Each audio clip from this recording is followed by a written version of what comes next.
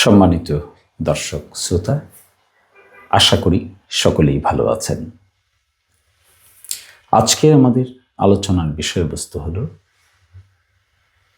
বিশ্বাসযোগ্যতা কিংবা গ্রহণযোগ্যতা, সামঞ্জস্যতা, কথায়, কাজে, চলনে, বলনে সামঞ্জস্যতা।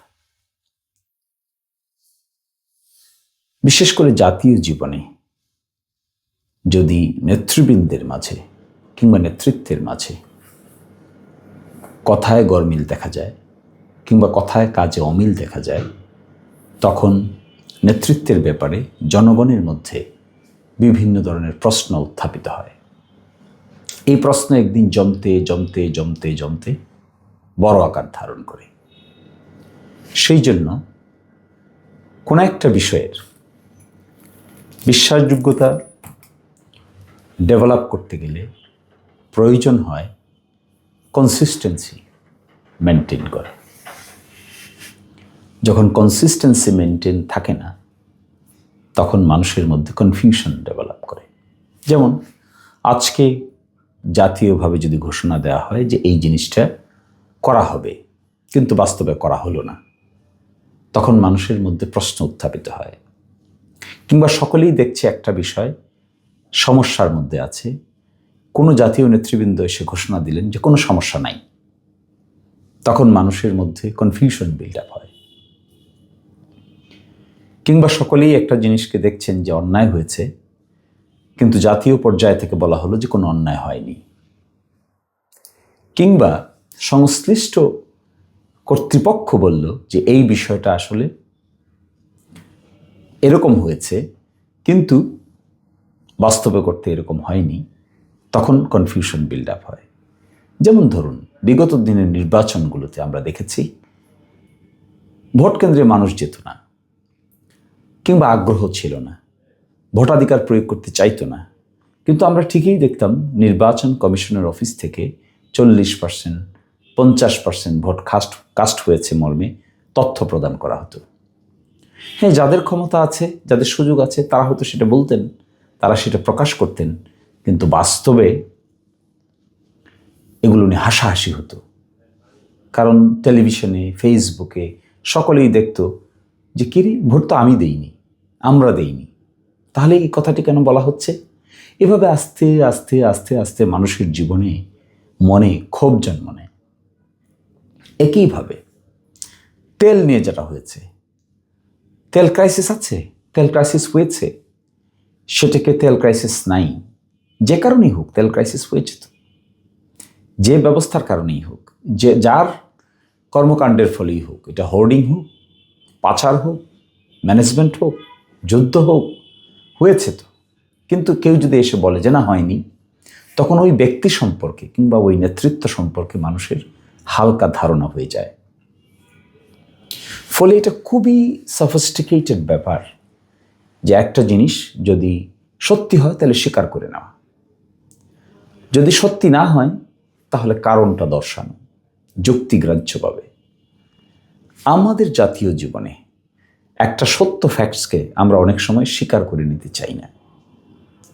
এতে যত চাতুরী অবলম্বন করা হোক না কেন, ওই ব্যক্তির কিন্তু ব্যক্তিত্ব ক্ষতিগ্রস্ত হয়। আচ্ছা বলেন তো, একটা দুটা ঘটনাই তো শেষ ঘটনা নয়, একটা সরকারই তো শেষ সরকার নয়, একটা রাজনীতি তো শেষ রাজনীতি নয়, একটা দলেই তো শেষ দল নয়। কিন্তু যখন কথায় কর্মে মিল না থাকে, তখন যে কনফিউশন জনগণের মধ্যে বিল্ড আপ হয়, এতে ট্রমা ক্রিয়েট হয়। এই ট্রমাটা আস্তে আস্তে বাড়তে থাকে, অসামঞ্জস্যতা বাড়তে থাকে, বাড়তে বাড়তে বাড়তে বাড়তে বাড়তে বাড়তে এটা একসময় বড় আকার ধারণ করে বিস্ফোরিত হয়। আমাদের মতো দেশে জাতীয় নেতৃবৃন্দের খুবই সচেতনভাবে সংবেদনশীল ওয়েতে বিহেভ করাটা প্রয়োজন। আমরা সকলেই যদি একটা জিনিসকে দেখি, ফর এক্সাম্পল যেমন ধরেন আমাদের ফুটবল খেলা এক সময় ভালো ছিল, এখন ফুটবল খেলাটা এত বেশি ভালো না, তো এটা স্বীকার করে নেবেন যে এটা হচ্ছে না, এটাকে ভালো করতে হবে। কি করার দরকার ভালো করার জন্য, সেই জন্য কাজ করতে হবে, উদ্যোগী ভূমিকা পালন করতে হবে, বাস হলো। ইনিয়ে বিনিয়ে যদি এটাকে জাস্টিফাই করা হয়, করার চেষ্টা করা হয়, তাহলে তো বিষয়টা গ্রহণযোগ্য হয় না, তখন হাসাহাসি হয়। যেমন ধরুন ট্রাফিক জ্যাম। ঢাকা শহরে ট্রাফিক জ্যাম আছে, এটা তো অস্বীকার করার কিছু নাই। এবং এত ট্রাফিক জ্যাম থাকে যে অনেক সময় অতিষ্ঠ হয়ে যেতে হয় আমরা। তাহলে আমরা যদি কেউ যদি এসে বলে যে এখানে কোনো ট্রাফিক জ্যাম নেই, ট্রাফিক জ্যাম কমে গেছে, তাহলে হাসাহাসি হবে। বরঞ্চ কী বলা উচিত, ট্রাফিক জ্যাম আছে, আমরা চেষ্টা করছি, আমরা বসেছি, আমরা ওয়ে বের করার চেষ্টা করছি, কারো যদি সহযোগিতা করার থাকে তাহলে সহযোগিতা করুন। একইভাবে 5ই আগস্ট থেকে শুরু করে নির্বাচন পর্যন্ত যে সময়টা গিয়েছে, এটা অস্বাভাবিক সময়, এটা স্বীকার করতে তো কোনো অসুবিধা নেই। এটা সংবিধানের ভিতরে নাই, এটাও স্বীকার করতে কোনো অসুবিধা নেই। এটি করতে হয়েছে একটা বিপ্লবের ফলশ্রুতিতে, গণ অভ্যুত্থানের ফলে, এটাও বলতে কোনো অসুবিধা নাই। It is fact, it's reality. কিন্তু যদি ইনিয়ে বিনিয়ে বিভিন্নভাবে এর ভিতরে আমরা আনতে চাই, তাহলে তো সত্যকে উপেক্ষা করা হবে, হাসাহাসি হবে, ব্যক্তিত্ব ক্ষতিগ্রস্ত হবে। এটি যে বলবেন, যারা বলবেন তারা তো ক্ষতিগ্রস্ত হবেন। এটা তো তাদেরও বলা উচিত না, কোনো ব্যক্তিরই বলা উচিত না, কোনো দলের লোকেরই বলা উচিত না। Fact, what is fact? 5ই আগস্ট থেকে শুরু করে 12ই মার্চ আমরা কনস্টিটিউশনের ভিতরে ছিলাম না, দিস ইজ ফ্যাক্ট। তো সকলেরই স্বীকার করতে হবে, এখানে আর অন্য কিছু কি? একইভাবে তেল ক্রাইসিস হয়েছে, সকলেরই স্বীকার করতে হবে, এর বাইরে কি? দেশের ট্রাফিক জ্যামের প্রবলেম আছে, সকলেরই স্বীকার করতে হবে, এর বাইরে কি? দুর্নীতি, সকল ক্ষেত্রে দুর্নীতি আছে, স্বীকার করতে হবে। আমরা দুর্নীতি করি না, দুর্নীতি সম্ভব নয়, দুর্নীতি আমরা দূরী করে ফেলবো 100 ভাগ, এটা কি সম্ভব? হ্যাঁ, সিস্টেম পরিবর্তন করতে পারলে সম্ভব। সেই সিস্টেমটাকে পরিবর্তন করতে পারছি আমরা? আমরা কাজ করছি, বিগ ডাটা ম্যানেজমেন্ট নিয়ে কি কাজ করছি? আমি আপনাদেরকে একটা কথা স্পষ্ট করে বলে দিতে চাই, বাংলাদেশের আর্থসামাজিক বাস্তবতায় মানুষের উপর যদি আমরা ছেড়ে দেই, তাহলে অবশ্যই আমরা দুর্নীতি থেকে বের হতে পারবো না। এই সত্যি কথাটা জাতীয় নেতৃবৃন্দের মুখ থেকে সরাসরিভাবে স্বীকৃতি আসতে হবে। আসার পরে কাজটা কি? Big data management. Big data ম্যানেজমেন্টে কীভাবে হবে? অর্থাৎ রাষ্ট্রীয় টাকা আয় এবং রাষ্ট্রীয় টাকা ব্যয়, আয় এবং ব্যয়, এটি কিভাবে আয় হচ্ছে, কিভাবে ব্যয় হচ্ছে, এটি হতে হবে স্বয়ংক্রিয় প্রক্রিয়ায়। এখানে আপনি মানুষের হাতে টাকা দিয়ে দিবেন, তারপরে মানুষ সেটা ব্যয় করবে আর স্বচ্ছতার সহিত ব্যয় করবে, এটা ভাবার কোনো কারণ নেই। এটা হতে হবে স্বয়ংক্রিয় পদ্ধতিতে। এই স্বয়ংক্রিয় পদ্ধতিকে ডেভেলপ করতে পারছি আমরা? পৃথিবীর বিভিন্ন দেশে তো স্বয়ংক্রিয় পদ্ধতি আছে। তাহলে আমাদের লেখাপড়া দরকার, ওই সমস্ত জায়গায় যাওয়া দরকার, এক্সপিরিয়েন্স নেওয়া দরকার। তখনই যখন আমরা বলবো যে দুর্নীতিকে দূর করার জন্য আমরা উদ্যোগ নিয়েছি, তখন ব্যক্তিত্ব ক্ষতিগ্রস্ত হবে না। আমি খুবই ওয়ারিড থাকি, ঠিক আছে আমরা একজন রাষ্ট্রপ্রধানকে দেশ থেকে বিদায় করে দিলাম, তিনি অনেক এলোমেলো কথা বলতেন। সেই এলোমেলো কথা যদি এখনো আমরা বলা শুরু করি, তাহলে তো ঠিক হবে না, ব্যক্তিত্ব ক্ষতিগ্রস্ত হবে। একটা রাষ্ট্রের সরকার প্রধান বলি, রাষ্ট্রপ্রধান বলি, দলীয় প্রধান বলি, এরা তো জাতীয় সম্পদ, এরা তো দেশের সম্পদ। একটা রাষ্ট্র কি সরকারবিহীন চলতে পারবে? পারবে না। একটা রাষ্ট্র কি দলীয় সিস্টেমের বাইরে গিয়ে চলতে পারবে? পারবে না। প্রতিষ্ঠানগুলোতে যারা প্রধান, তাদের ছাড়া চলতে পারবে? পারবে না। আয় এবং ব্যয়ের হিসাব থাকবে, এটা কি ছাড়া কেউ চলতে পারবে? পারবে না। ব্যাংকিং সিস্টেম থাকবে, এটা ছাড়া চলতে পারবেন? পারবেন না। কোর্ট সিস্টেম থাকবে, ছাড়া চলতে পারবেন? পারবেন না। ব্যবসা থাকবে, বাণিজ্য থাকবে, দেশে বিদেশে কূটনীতি থাকবে, রাজনীতি থাকবে, পক্ষে বিপক্ষে থাকবে, এটা ছাড়া চলা যাবে? যাবে না। কিন্তু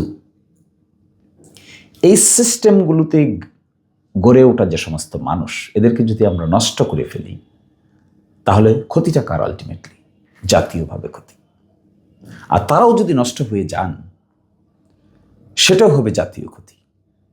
তাদেরও তো নষ্ট হওয়া উচিত না, তাদের তো ট্রমাটিক কিছু করা উচিত না, নতুন প্রজন্মের মানুষের সাইকিতে আঘাত করে এই সমস্ত বিষয় তো করা উচিত না। ন্যাশনাল সাইকোলজি বলতে একটা সাইকোলজি আছে, ব্যক্তির যেমন সাইকোলজি আছে, মনস্তত্ত্ব আছে, সমাজেরও মনস্তত্ত্ব আছে, রাষ্ট্রেরও মনস্তত্ত্ব আছে। So this is very very important issue. তো আমি যে কথা বলতে চেয়েছিলাম সেটি হলো, ব্যক্তির ব্যক্তিত্ব যদি ক্ষতিগ্রস্ত হয়, জাতীয় নেতৃবৃন্দের ব্যক্তিত্ব যদি ক্ষতিগ্রস্ত হয়, তাহলে সেই জাতি উপকৃত হতে পারে না। সেই জাতির সামনে আনসার্টেনটি থাকবে, অনিশ্চয়তা থাকবে।